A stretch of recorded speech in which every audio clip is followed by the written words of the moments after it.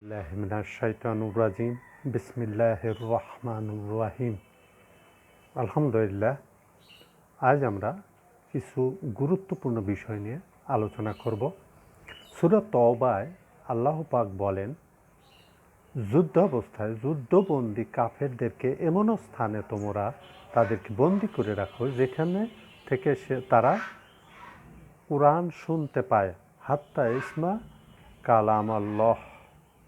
এই যে কালাম শোনা এবং কালাম বোঝা, অনুভব করা, অন্তরের ভিতরে গেঁথে নেওয়া, এই যে শব্দটা, এই শব্দটা আমাদের কাছে কেমন যেন আজ একটু দূরে চলে গেছে। সেই হিসাবে আমরা যেটা বলতে চাই সেটা হলো যে আল্লাহ পাক সূরা আরাফে 176 নম্বর আয়াতে বলছেন যে তাদের চোখ আছে, দেখে না; কান আছে, শোনে না; অন্তর আছে, অনুভব করে না। তারা চতুষ্পদ জন্তুর মতো, বালহুম আদল, তার চেয়ে নিকৃষ্ট। এখন আমরা কোরআন শুনতে পারি না, বুঝতে পারি না, চেষ্টা করি না, অথচ আমরা দাবি করি আমরা আল্লাহ পাকের অনেক বড় একটা কিছু, আল্লাহ রসুলের অনেক প্রিয়, আমরা তার সাফায়াত আশা করি, আমরা অনেক কিছু আশা করি। আসলে আশা করাটা কোনো অন্যায় না, কোনো জটিল বিষয় না। কিন্তু বিষয় হলো যে আমি আল্লাহ রসুলের যে কথাটা শুনবো, যে কথাটা বুঝবো, সেই কথাটা যেন আমি জানতে পারি এবং আল্লাহর যে কিতাব সেখান থেকে আমরা যেন হেদায়েত হাসিল করতে পারি। আমরা জানি যে আজ আমরা আলোচনা করব কোরআনের পরিচয়। কোরআন আমাদেরকে কেন নাজিল করা হয়েছে, কিয়ামত পর্যন্ত কেন এটা মাহফুজ, এই বিষয়ে আমরা আলোচনা করব ইনশাআল্লাহ। তো আগে আমাদের যে বিষয়টা সেটা হলো আমাদেরকে কোরআন শুনতে হবে। আর আমরা জানি মক্কার কাফেররাও কিন্তু লুকিয়ে লুকিয়ে কিন্তু কোরআন পাক তেলাওয়াত শুনতেন, কারণ এই কালামের ভিতরে এমন কিছু জাদু আছে। আসলে জাদু বলা যায় না, কারণ জাদু তো দেখার মাধ্যমে হয়, এটা কিন্তু শোনার মাধ্যমে হয়েছে। সুতরাং জাদুটা, তাদের কথাগুলি কিন্তু স্ববিরোধী ছিল। সুতরাং আমরা যেটা বলতে চাই, যেটা বুঝাতে চাই সেটা হলো কোরআন আমাদের শুনতে হবে, পড়তে হবে, তারপর বুঝতে হবে, সেই অনুপাতে আমল করতে হবে এবং অন্যের কাছে দাওয়াতের কাজ করতে হবে। এইটাই হলো কোরআনের পরিচয়। এটা হলো রাসূল সাল্লাল্লাহু আলাইহি সাল্লামের চরিত্র। যদি আমরা জানতে চাই আম্মা আয়েশা থেকে যে হাদিসটা আর কি, যে আম্মা আয়েশা বলেন যে রাসূল সাল্লাল্লাহু আলাইহি সাল্লামের চরিত্র ঠিক হুবহু কোরআনের মতো। সুতরাং আমরা যদি কোরআনের কোনো মুজাসসেমা কল্পনা করতে পারি, তাহলে সেটা হবে আল্লাহর রসুল সাল্লাল্লাহু আলাইহি সাল্লাম। এখন আমাদের সমস্যাটা কোথায়? সমস্যা হলো আমরা শুনি না, শুনতে চাই না, বুঝি না, বুঝতে চাই না, পড়ি না, পড়ার ইচ্ছা করে না। আর যেহেতু জানি না, শুনি না, বুঝি না, পড়ার ইচ্ছা নাই, সুতরাং এ ব্যাপারে আমাদের চিন্তা ফিকিরও নাই, আর এ ব্যাপারে আমরা কখনো চলারও চেষ্টা করি না। এই হলো আমাদের মূল বিষয় এবং আমাদের অন্তরটা বসে গেছে, আমাদের অন্তরটা বিচ্ছিন্ন হয়ে গেছে আল্লাহ এবং আল্লাহর রসুল থেকে, এবং এর জন্য আমরা দায়ী, কারণ এটা আমাদের দায়িত্ব। এখন আমরা কোথার থেকে শুনি না? আলেম ওলামার থেকে। আলেম ওলামাদের বৈশিষ্ট্যগুলি কী? কারণ আমাদের যে আলেম ওলামাগুলি, তারা কিন্তু আমাদেরকে এগুলি বলে না। আর আল্লাহ পাক সূরা আরাফের 176 নম্বর আয়াতে বলছেন যে ভ্রষ্ট আলেম ওলামার কথা, যে তারা হলো যে কুকুরের মতো।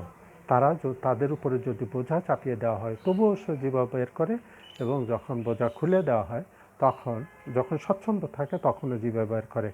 এবং এই যে কুকুরের যে লালাটা, এটা কিন্তু এক ধরনের ক্ষুধা, দুনিয়ার ক্ষুধা। তারা দুনিয়ার প্রতি ঝুঁকে পড়ে এবং কুকুরের কিন্তু একটাই স্বভাব, সেটা হলো।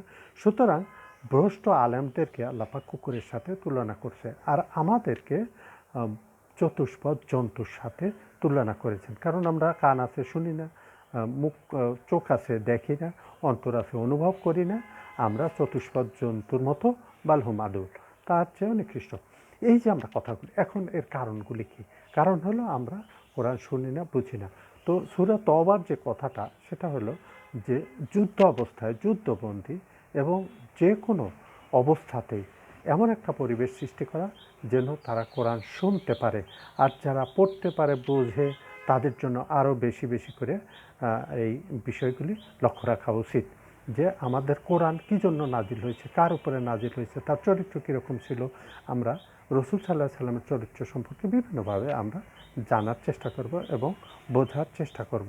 এবং রসুল সাল্লাহ সাল্লাম আমাদের জন্য কিন্তু উসওয়াতুন হাসানা, তিনি কিন্তু আমাদের জন্য উত্তম নমুনা, তার উপরে আর কেউ নেই। আর তার উপরে আমরা জানি সাহাবায়ে কেরাম আছে, আহলে বায়ত আছে, এবং তাবি তাবা তাবেইন, এবং তার মধ্যে একজন খুবই গুরুত্বপূর্ণ ব্যক্তি, সেটা হলো ইমাম আবু হানিফা রহমতুল্লাহ আলাইহি। তিনি বলেন, আমার যদি কোনো কথা যদি কোরআন সুন্নাহর বিরুদ্ধে চলে যায় তাহলে সেটা দেয়ালে নিক্ষেপ করো।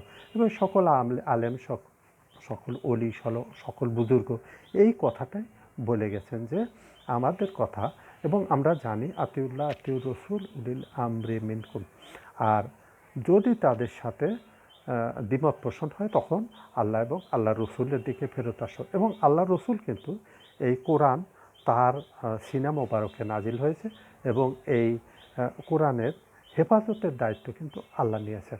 এবং এই যে কোরআন, এই কোরআন কিন্তু কিয়ামত পর্যন্ত মাহফুজ, এবং এটাও কিন্তু একটা মজেজা। আজ আমরা রসুল সাল্লাহ সাল্লাম অন্য মজেজাগুলি, মুসা আল্লাহ সাল্লামের মজেজা, ঈসা আল্লাহ সাল্লামের মজেজাগুলি আমরা এগুলি এখন প্রমাণ করতে পারবো না, কিন্তু রসুল সাল্লাহ সাল্লামের উপরে যে মজেজাটা নাজিল হয়েছে কিয়ামত পর্যন্ত আমরা সেটা প্রমাণ দেখাতে পারবো, এবং এটার যে হেদায়েতের যে উত্তম একটা পথ সেটা আমরা বুঝাতে পারবো এবং তাদেরকে বুঝায় দিতে পারবো।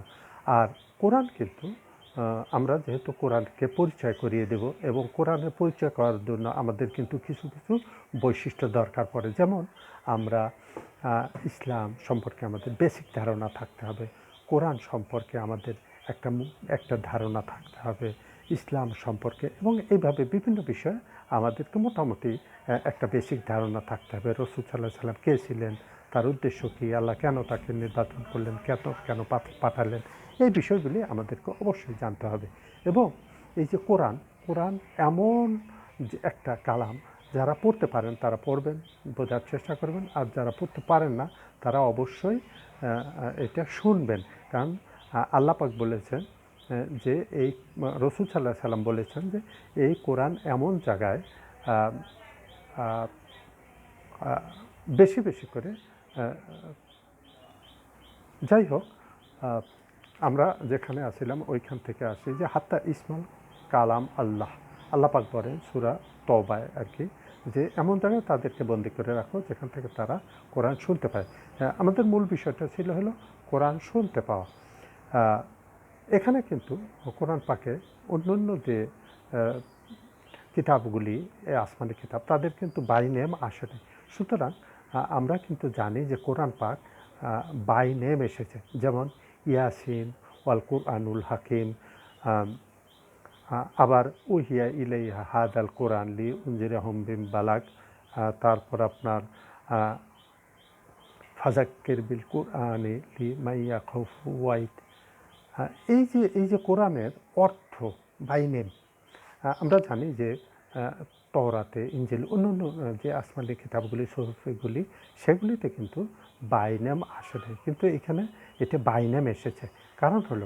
কারণ হলো এই কিতাবটা হলো ফাইনাল, এবং এরপরে আর কোনো কিতাব আসবে না, এবং যার উপর নাজিল হয়েছে তারপরে আর কোনো নবীও আসবে না, রসুলও আসবে না। সুতরাং এইটা হলো শেষ কিতাব। এবং আগের আম্বিয়াদের কিন্তু একটা দায়িত্ব ছিল, যেমন তাদের যে ইসলাম প্রচার, সেটা কিন্তু নবী ছাড়া অন্য কেউ করতে পারতো না, কারণ সে যোগ্যতা তাদের ছিল না। এই উম্মাতে কিন্তু আমাদের এই সফটনেসটা দেওয়া হয়েছে।